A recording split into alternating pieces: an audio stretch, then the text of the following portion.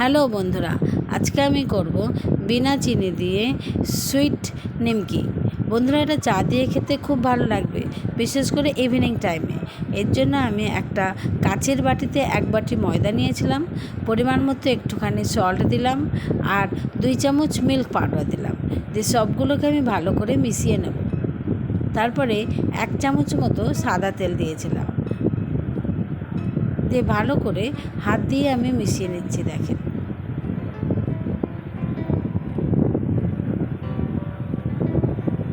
ভালো করে ময়দাটাকে আমি তেলের সাথে মিশিয়ে নেব। দিয়ে এবার আমি ময়দাটাকে মাখতে শুরু করলাম জল দিয়ে।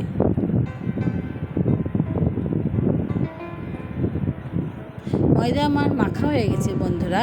এবার আমি ময়দাটাকে 15 থেকে 20 মিনিট মতো কভার করে রেখে দেবো।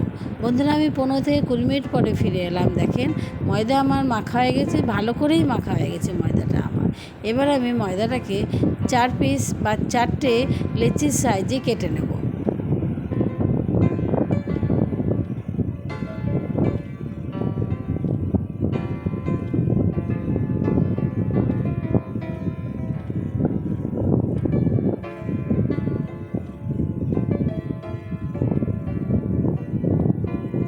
ময়দাটাকে বন্ধুরা আমি ময়দা দিয়েই বেলবো,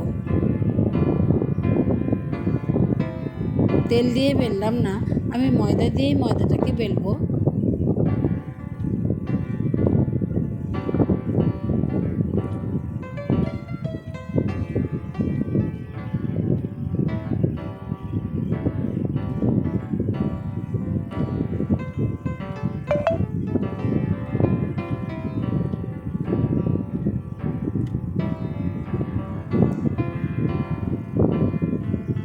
ময়দাটাকে গোল করে চাটুনে বেলার সাইজে গোল করে রুটির মতো করে আমি বেলে নেব। দেখেন,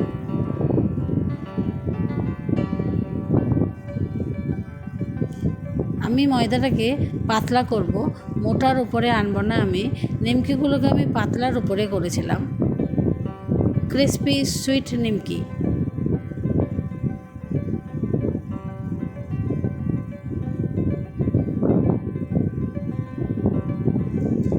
এবার আমি ময়দাটাকে যে গোল রুটির মতো করেছিলাম, সেই গোল সাইজটাকে আমি নিমকির সাইজ দেবো। দেখেন কেমন করে দিচ্ছি, আপনারাও এরকমভাবেই ঘরে করবেন।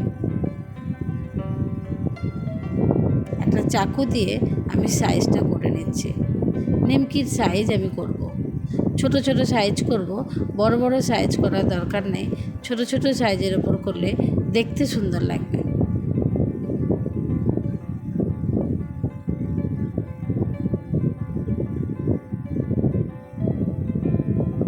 কত সুন্দর হয়েছে দেখেন, উঠেও যাচ্ছে, লেগে যাচ্ছে না কিন্তু ময়দাটা আমার বেলনার মধ্যে লেগে যাচ্ছে না।